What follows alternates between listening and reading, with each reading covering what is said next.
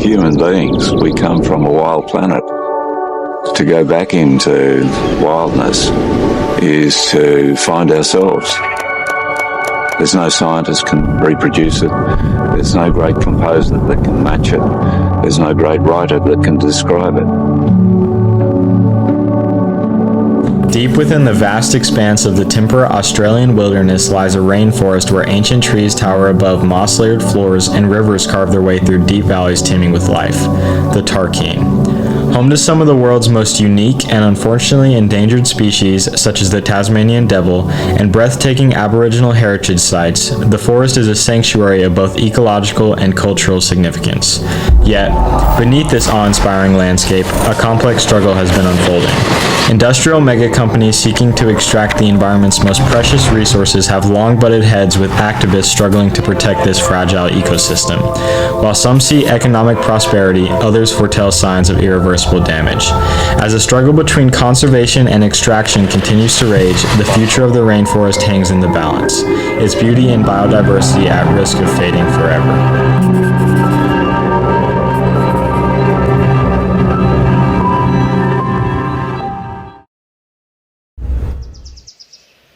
As we tread deeper into the heart of the rainforest, the complexities of this conflict come into view.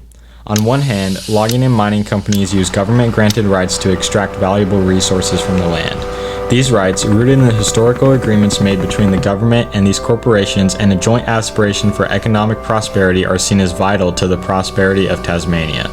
Local communities, as well as the largest exports the province has to offer, have relied on these materials for generations.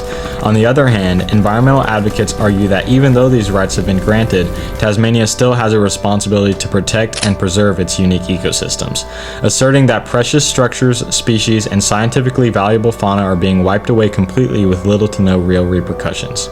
These activists claim that laws have been twisted and reinterpreted to fit companies' best interests. Balancing the rights versus the responsibilities of the Tasmanian government and its people is at the center of this decade-long struggle for the Tarkine. We've got our own beliefs with this. Everybody thinks because we cart logs we're bad people. That, we only do it, it's a job. The genesis of financially backed mineral extraction in the Tarkine began as early as 1871 when James Smith first located a significant tin deposit just outside the rainforest. This discovery led to the establishment of the Mount Bischoff Tin Mining Company, which focused on expanding its operations and increasing profits. Their success contributed to an economic boom in Tasmania, resulting in the construction of tramways, roads, and other infrastructure that profoundly transformed the landscape. Fast forward a century to the 1970s and 1980s, and the effects of these activities were even more pronounced. Companies like the Savage River Iron Ore Mine and the Mount Lyell Mining and Railroad Company profited immensely from large-scale operations and close ties to the Australian government. While ore extraction was the dominant industry, the logging of valuable species such as myrtle beech, eucalyptus, and blackwood trees became increasingly lucrative. Forestry Tasmania and other entities destroyed these 400-year-old environmental treasures whose size and quality were coveted in the furniture industry. After a decade of unchecked exploitation, conservationists from Tasmania and around the globe began to raise alarms about the environmental cost of these relentless economic pursuits. Founded in 1989, the Environmental Defender's Office made it their mission to support the growing environmental activism in Tasmania. By providing legal resources, the EDO empowers smaller agencies and individuals to take action against corporate threats to the environment. One of its prominent partners, the Tarkine National Coalition, works to challenge industrial corporations, raise public awareness, and advocate for dedicated state protection of the Tarkine. Despite facing consistent backlash, the EDO support has helped the TNC achieve significant victories. In 2014, for instance, the TNC successfully challenged a decision by the Environmental Protection Agency director who had permitted tree minerals to store waste above ground, a move that contradicted previous EPA rulings of the contamination risk. The TNC argued that this decision was beyond the director's authority and ultimately unlawful. The Supreme Court agreed, requiring tree minerals to remove the waste and comply with stricter guidelines. Not all cases, however, have ended favorably. In 2023, the TNC opposed the EPA's decision to allow nighttime trucking at the Riley Creek iron ore mine, contending that this activity posed a serious threat to the endangered Tasmanian devil. Despite raising concerns about prioritizing industry over wildlife, the court ultimately dismissed the TNC's arguments, allowing the trucking to proceed unchanged. Beyond the courtroom, the fight to preserve the Tarkine finds its footing in tireless efforts of grassroots movements. These community-driven campaigns, often working independently of larger organizations, bring an immediate and hands-on approach to activism. Actions like blockades, tree sits, and immersive projects such as the Bob Brown Foundation's Tarkine in Motion highlight the urgent need to protect not only the rainforest biodiversity, but also its rich cultural legacy. Aboriginal middens and sacred site dot the Tarkine's landscape, offering a tangible connection to generations of Tasmanian heritage. The destruction of these sites by industrial activities galvanized these activists to take bold action. The great majority of Australians want native forest logging stopped. The great majority want the Tarkine protected.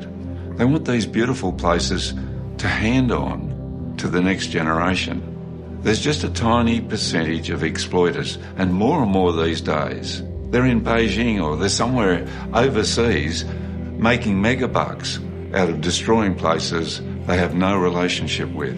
Brown underscores the power of collective local efforts. He stresses that peaceful resistance, public awareness campaigns, and consistent engagement within the community are vital to halting environmental destruction while instilling a broader understanding of the Tarkine's irreplaceable value.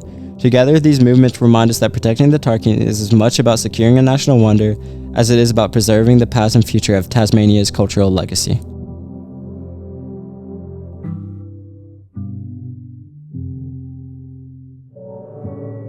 Efforts to challenge industries operating within the Tarkine have resulted in progress towards a more sustainable future. Yet, the hardest dilemma lies not in the value of these contributions, but in the navigation between Tasmania's moral responsibility to protect this ancient rainforest and the industry's legal rights to mine its resources. The struggle is made all the more complex by decisions made at the governmental level, which have directly facilitated industrial exploitation. Instead of taking an environmental approach, the government recognizes the extent at which the economy is bolstered by exporting company products. Furthermore, the industries provide a wealth of employment opportunities for Tasmanians while also paying taxes and royalties to enrich their state. In 2016, despite expert recommendations from the Australian Heritage Council to grant national heritage status to the Tarkine, the federal government rejected calls to formally designate the forest as a protected site. This decision allowed logging and mining operations to continue with minimal environmental restrictions. These industries argued that they provide vital economic benefits for the region, but the government's refusal to grant heritage protection has left the Tarkine vulnerable to ongoing destruction. The rejection of national heritage status is a stark example of how economic priorities often outweigh environmental considerations. Without such protections in place, companies are able to strip the Tarkine's resources, such as timber and minerals, without being held to higher environmental standards that the national heritage listing would have required. This in turn further entrenches the economy's dependence on local communities on the industries, making a balance between environmental conservation and economic support even more difficult to achieve. Protesters have fought it. The federal government describes it as an act of environmental vandalism. There are fears that drilling by a mining company in the Tarkine will damage an internationally significant caste system. Pressure is mounting on the Prime Minister to guarantee the protection of Tasmania's native forests. The Tarkine is more than just a rainforest. It is a living testament to Tasmania's ecological, cultural, and historical identity. Towering trees shelter endangered species, while ancient native sites offer a window into the region's deep heritage. Yet, this rich landscape faces ongoing pressure from industries seeking to extract its resources, often with government support to advance economic interests. The dilemma lies in the fact that the government has granted unparalleled rights to these industries, which are in direct opposition to Tasmania's responsibility to protect the Tarkine's unique ecosystem. This nuanced conflict reveals a reality without simple solutions. The future of the Tarkine will be shaped by decisions made on both sides of the divide, requiring a delicate balance between economic development and environmental preservation.